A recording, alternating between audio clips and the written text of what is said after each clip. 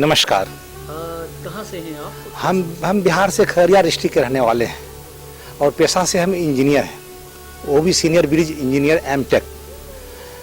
और हमारा इतना समस्या था, हम समझते थे कि मेरा जीवन का अंत निश्चित रूप से अब होना ही है।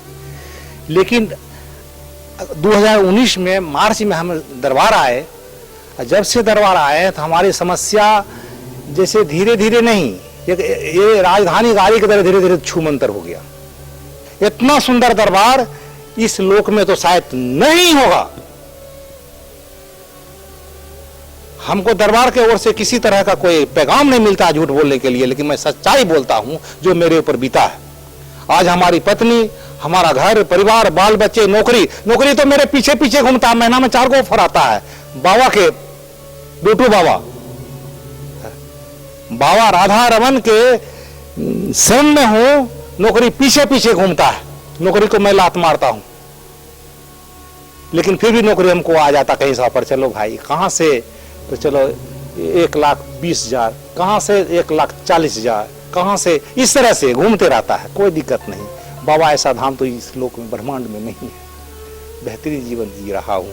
शरीर में भी बहुत ज्यादा कष्ट रहा करते थे। वो कष्ट वही दिया करते, हम तो यही समझते हैं कष्ट वो देते थे वही, लेकिन गुरुदेव तो सब क्लियर कर दिया। अब तो कुछ बचा नहीं, अब क्या कहूं, कितना हंस लूं। क्या क्या बीमारी है? बीमारी का नाम नहीं लीजिए, ये इसको थायराइड, बीपी, मतलब चीनी, शुगर, हाँ, जिसको जितना इनको उतना हमको भी। लेकिन हम थोड़ा सा परवाह करिए, थोड़ा सा गिर जाती थी, लेकिन बाबा कृपा से बहुत अच्छा, सब ठीक है। आज क्या पोजीशन है आप तब को देखते हो? रात अभी लगभग 75% रोग निदान है।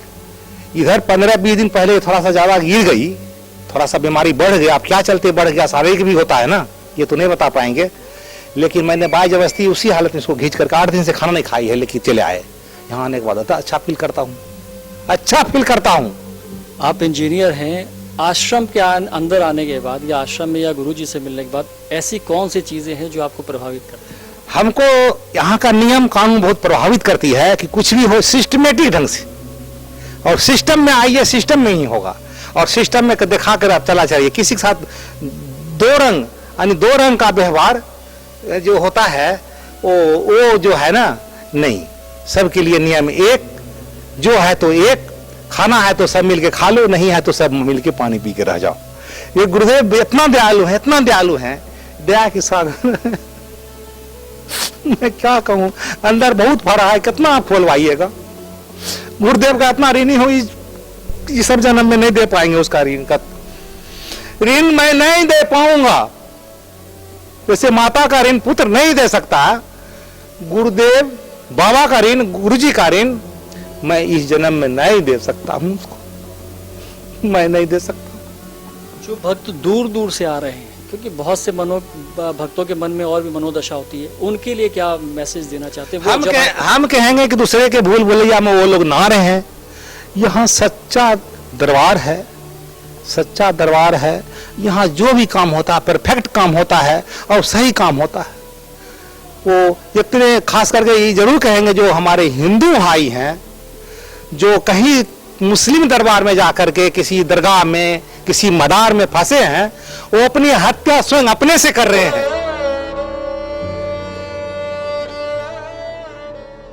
एक प्रश्न और आता है कि यंत्र स्थापना में 8वां हवन क्यों जरूरी होता है? बहुत अच्छा प्रश्न है। देखिए, असर की आपने प्रॉब्लम देखी होगी, किसी व्यक्ति से असर निकल जाए। असर माने एस्ट्रल बॉडी, ऊर्जा शरीर, जो निगेटिविटीज रहती है उनका ऊर्जा शरीर, ठीक है। उसके बारे में कोई विस्तार से बात होगी कि ऊर्जा शरीर, सूक्ष्म शरीर, ऐसा उसके बारे में बात कि एस्ट्रल बॉडी क्या है, इथरिक बॉडी क्या है, और कैसे काम करती है, कैसे जुड़ी रहती है, कैसे साइंटिफिक तरीके से शास्त्रोक्त बात आपसे करेंगे। तो अगर इकट्ठा निकाल दिया जाए असर किसी व्यक्ति से, तो उस व्यक्ति की मृत्यु तक हो सकती है।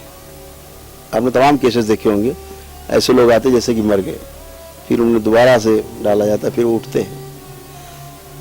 तो होता क्या है कि हवन देवताओं को भोजन दिए जाने वाला सिर्फ एक ही रास्ता है शास्त्रोक्त, सनातन धर्म में जो बताया गया वो सिर्फ हवन है।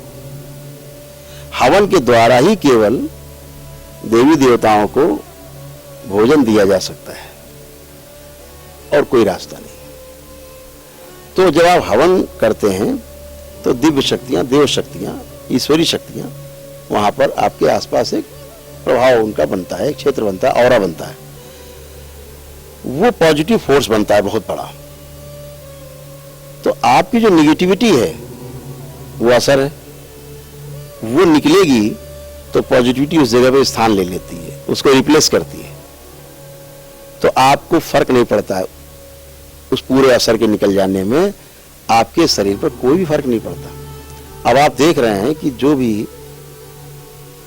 8वां हवन करके यंत्र स्थापित करके आ रहा है और आकर के यहाँ संकल्प लेता है, उसका पूरा का पूरा असर एकदम समाप्त हो जाता है, एकदम आदि फ्रेश होता है, एकदम फ्रेश, है ना, देखते हैं आप। तो वो इसलिए हो पा रहा है क्योंकि आपने हवन किया है। हवन में जो पॉजिटिव ऊर्जा हमारी बनी है वो हमारी निगेटिव ऊर्जा से पहले से उपस्थित असर के रूप में उसको रिप्लेस करती है, उसको हटा के स्वयं स्थान ले लेती है, आप सुरक्षित रहते हैं। इसलिए 8वां हवन उसमें करना, इसीलिए जितना भी असर रहता है वो शरीरों का असर, जमीन का असर, मकान का असर, गंदगी, वो सब उसी निगेटिविटी सारी है, वो सारा 8वें हवन के पुण्य में शामिल हो जाता है और वो बाहर हो जाता है, उसकी जगह पॉजिटिव फोर्स जगह ले लेती है, फिर आप अच्छा फील करते हैं। इसलिए हवन होना आवश्यक है उसमें। आपका कोई सवाल हो जो आप गुरुजी से जानना चाहते हैं या कोई जानकारी चाहते हैं तो कृपया इस नंबर पर व्हाट्सएप करें।